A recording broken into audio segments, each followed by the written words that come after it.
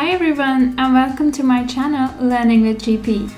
In this series, we will talk about how to start up in Germany as a foreigner. We will take you through all the different aspects of setting up your startup. In today's episode, we will mostly focus on factors that you should be aware of before thinking about your startup.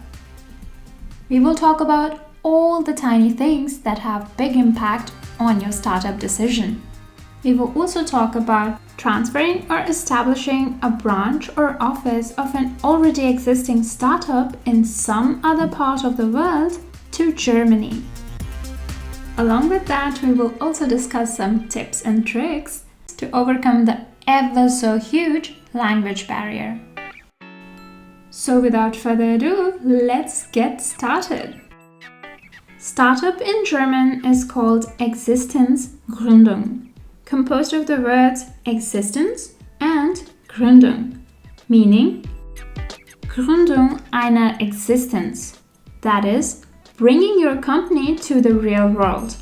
Or you can also hear people saying Firmenneugründung, composed of the words Firmen, neue, and Gründung, which will literally translate to firm new grounding or laying the roots of your new firm, also known as startup in English.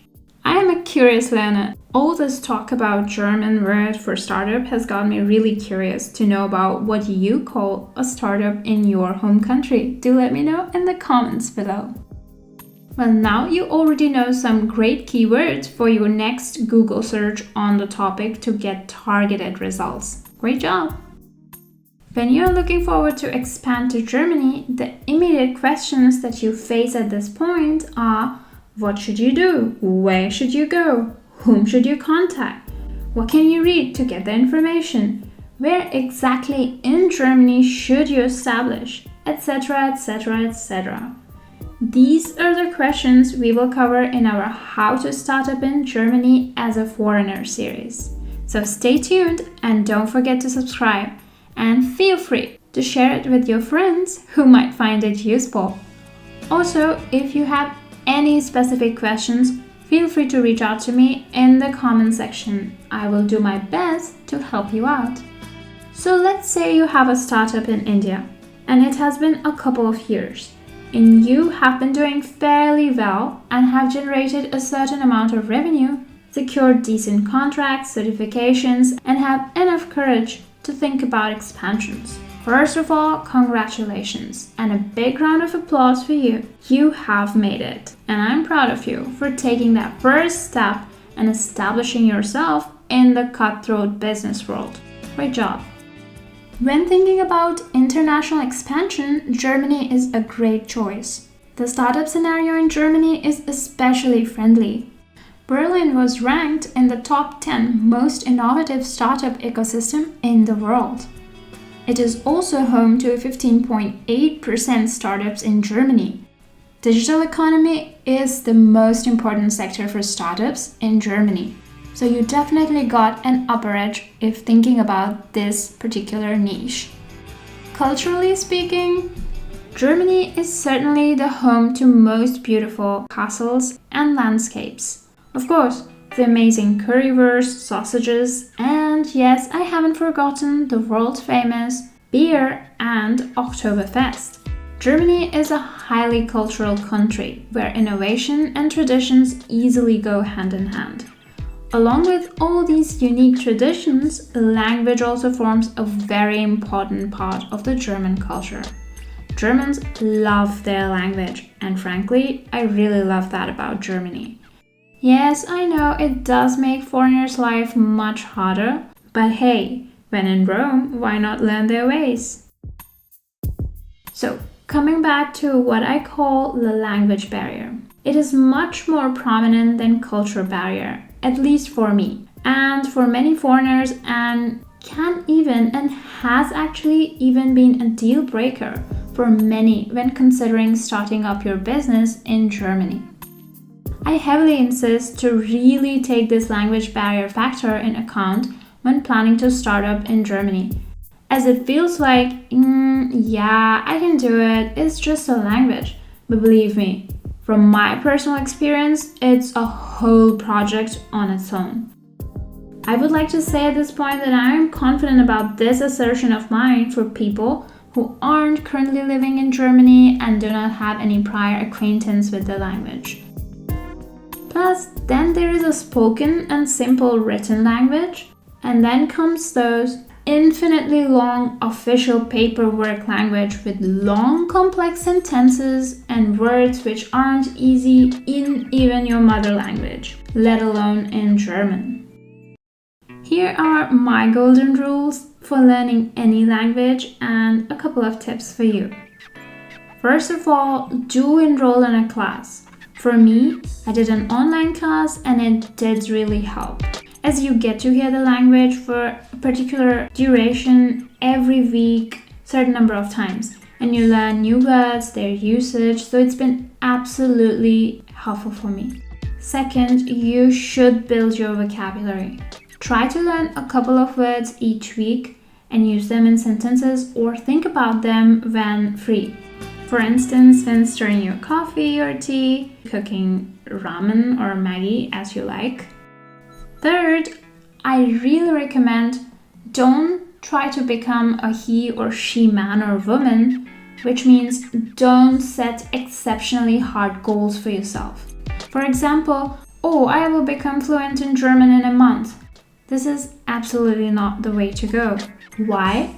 Because it's going to lead to frustration, disappointment, and demotivation. Think about it. It's a language. There are whole institutions built around teaching it. It can't be a month's job, otherwise their business model will totally fail and lead to unemployment. Just like working out, to get in shape, language learning is a gradual process and requires everyday effort and work. So be patient and set realizable goals. For example, I will try finishing reading 4 simple texts or 1 podcast in a month. Next, I want to emphasize, and when I say don't become a he-man, I also don't mean that you should simply slack off and leave it be.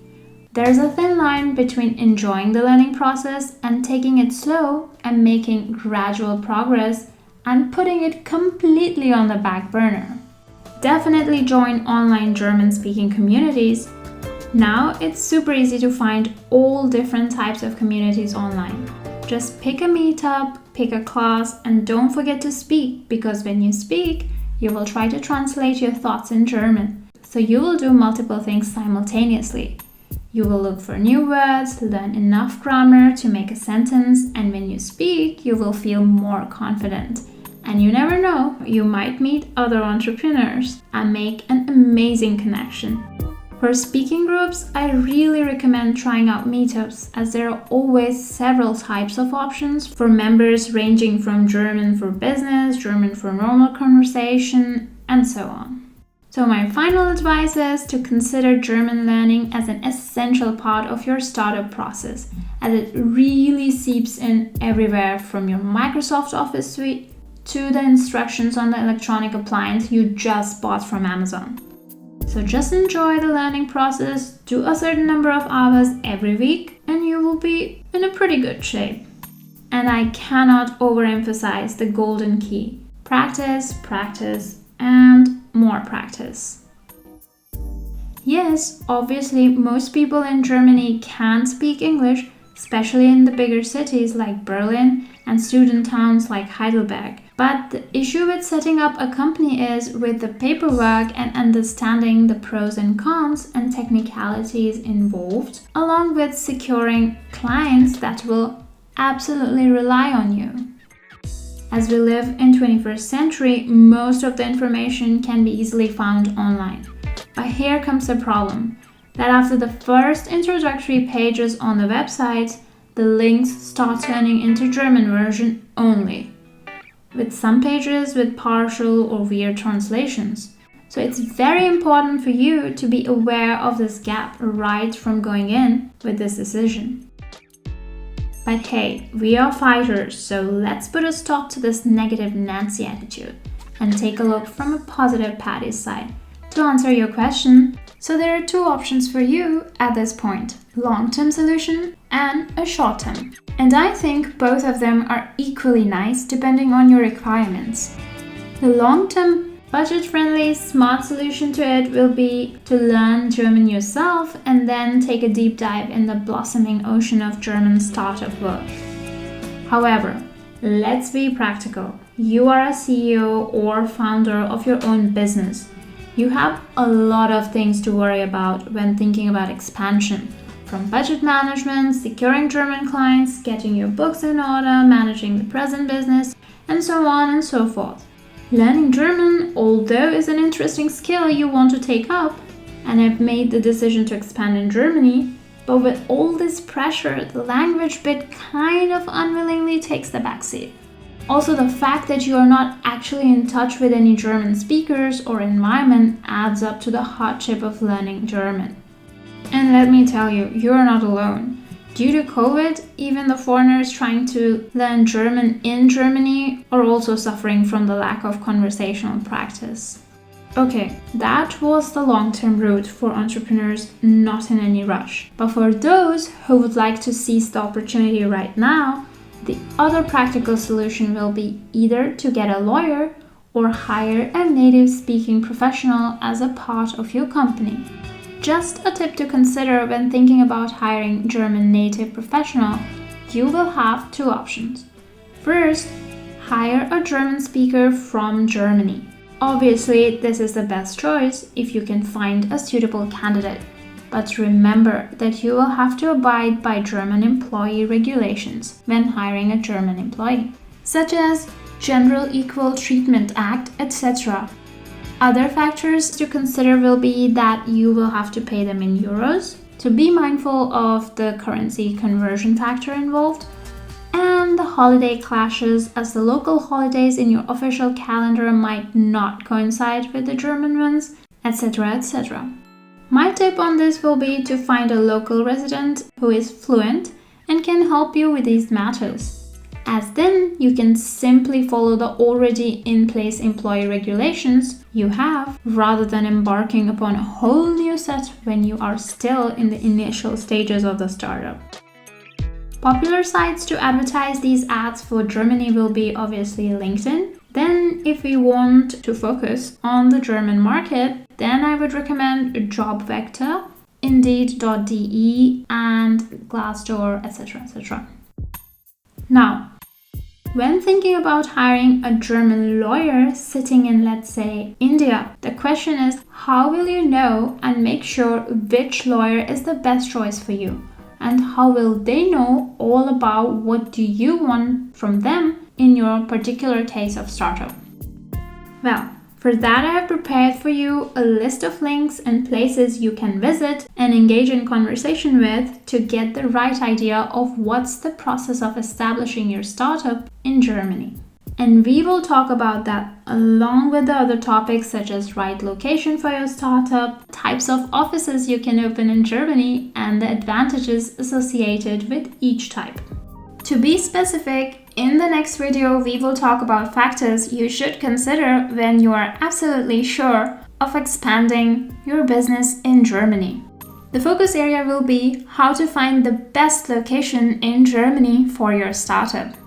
And for now, I recommend you keep exploring and I wish you have the most successful startup in Germany. Let me know in the comments below if this video helped you in any way.